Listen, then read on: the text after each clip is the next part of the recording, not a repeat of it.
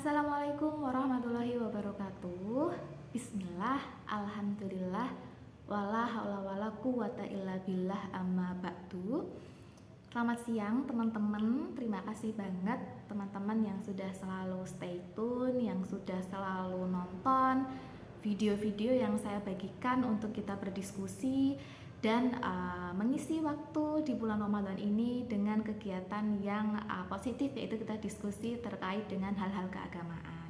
Dan semoga teman-teman selalu sehat, dilancarkan puasanya, dimudahkan dalam meraih cita-citanya, dibahagiakan hatinya. Amin. Nah, teman-teman, pada kesempatan hari ini kita akan sama-sama belajar tentang hukum berkumur saat berpuasa. Nah, kita sama-sama tahu bahwa berkumur itu menjadi salah satu hal yang disunahkan secara mutlak, baik itu ketika kita berwudu atau kita melakukan mandi, entah itu mandi wajib atau juga mandi sunnah. Nah, baik itu dengan cara berkumur secara biasa atau berkumur dengan cara yang berlebihan. Maka ketika kita tidak berpuasa itu disunahkan secara mutlak. Lalu bagaimana kalau misalkan kita sedang berpuasa dan kita harus menjaga agar kita tidak menelan sesuatu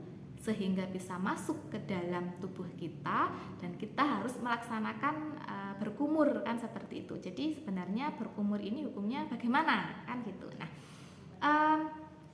bagi orang yang sedang berpuasa, karena kita memang perlu menjaga agar jangan sampai ada air yang tertelan masuk ke dalam tubuh kita, maka tidak disunahkan baginya untuk berkumur secara berlebihan. Nah, hukum berkumur secara berlebihan adalah makruh bagi orang yang sedang berpuasa. Nah, dalam kitab Al-Majmu', Imam An-Nawawi menjelaskan, mengutip dari penjelasan Ashabus Syafi'i, bahwa Ashabus Syafi'i berpendapat yang dimaksud dengan berkumur secara berlebihan adalah menyampaikan air sampai ke ujung tenggorokan lalu memutar-mutar airnya di sana.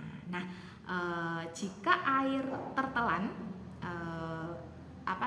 dengan berwudu secara berlebihan tadi, karena ketika kita berwudu dan airnya sampai kepada ujung tenggorokan, itu akan memberikan potensi yang lebih besar airnya bisa tertelan, kan seperti itu, ketimbang kita berwudu dengan cara yang biasa, tidak berlebihan. Misalkan kita berwudunya, maksudnya berkumurnya di ujung mulut kita, di ujung lidah kita, jadi tidak sampai mentok ke tenggorokan, sehingga potensi air tertelannya itu lebih sedikit, sehingga kita tidak was-was, tidak khawatir apakah saya ini puasanya batal atau tidak ya, karena tertelan oleh kita saat berkumur. Nah, karena hal tersebut, maka berkumur secara berlebihan itu menjadi makruh. Jadi lebih baik tidak berkumur secara berlebihan di ujung lidah atau di ujung mulut saja, sehingga potensinya tidak terlalu besar, kan seperti itu. Jadi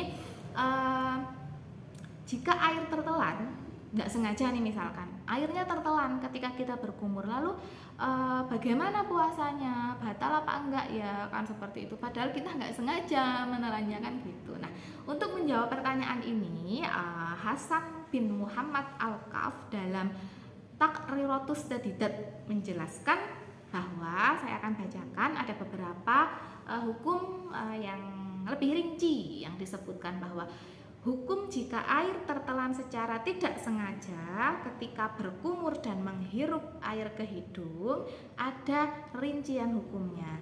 Jika berkumur itu diperintahkan oleh syariat, disyariatkan pada waktu berwudu atau mandi, maka hukumnya diperinci. 1.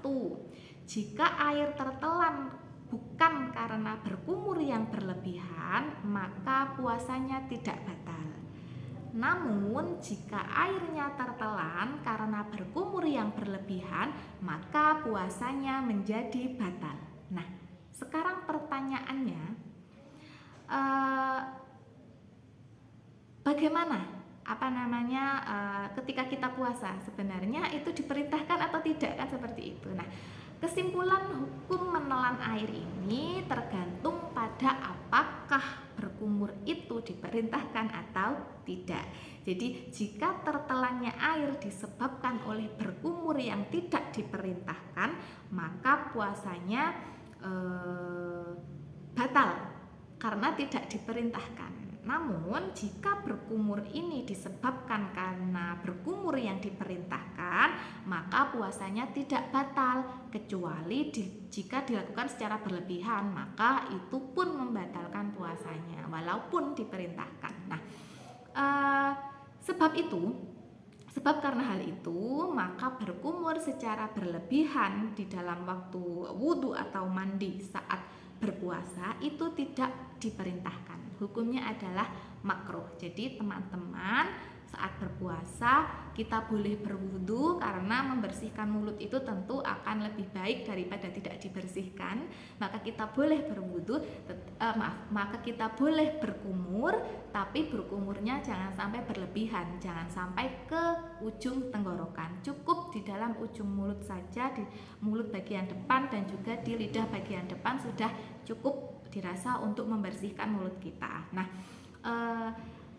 lalu bagaimana? Misalkan kok sudah terlanjur tertelan airnya saat kita berkumur, jadi puasanya ini kan batal. Lalu apa yang harus kita lakukan? Apakah karena kita sudah batal puasanya karena menelan air saat berkumur, lalu kita sudah bebas makan boleh, minum boleh, karena puasanya sudah batal karena tidak sengaja menelan air. Nah, apakah kita juga harus mempertahankan puasa kita, melanjutkan puasa kita hingga sampai waktu berbuka tiba? Nah, jika puasa seseorang batal karena menelan air saat berkumur, maka ia tetap wajib untuk menahan diri dari semua hal yang membatalkan puasa walaupun puasanya tersebut sudah batal.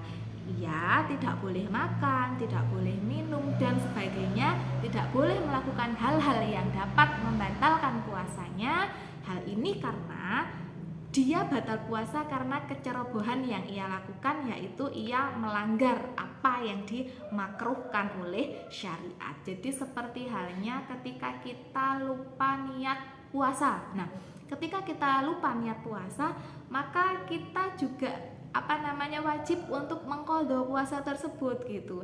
Tapi walaupun kita wajib mengqadha, walaupun ibaratnya kita tidak sah puasanya, kita nggak boleh kita langsung makan, minum dan membatalkan puasa, nggak boleh. Walaupun kita sudah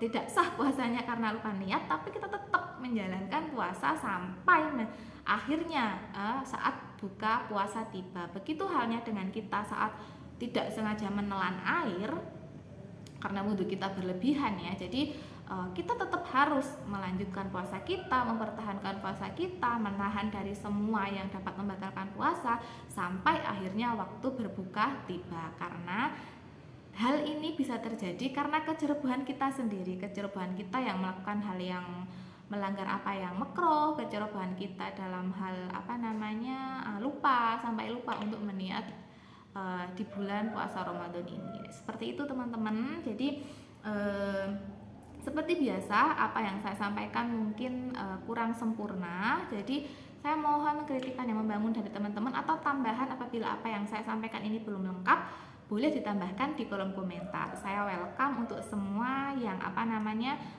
berkenan menyempurnakan materi ini agar dapat bermanfaat lebih baik lagi bagi yang mendengarkan, bagi yang menonton. Tentu saja pahalanya bukan untuk saya pribadi, jadi untuk teman-teman semuanya, kan teman-teman juga bantu untuk menyempurnakan dan juga membagikan konten ini ke teman-teman yang lainnya. Oke, terima kasih. Bahagia selalu, sehat selalu. Saya akhiri. Hal muwafiq ila aqwamit thoriq. Assalamualaikum warahmatullahi wabarakatuh.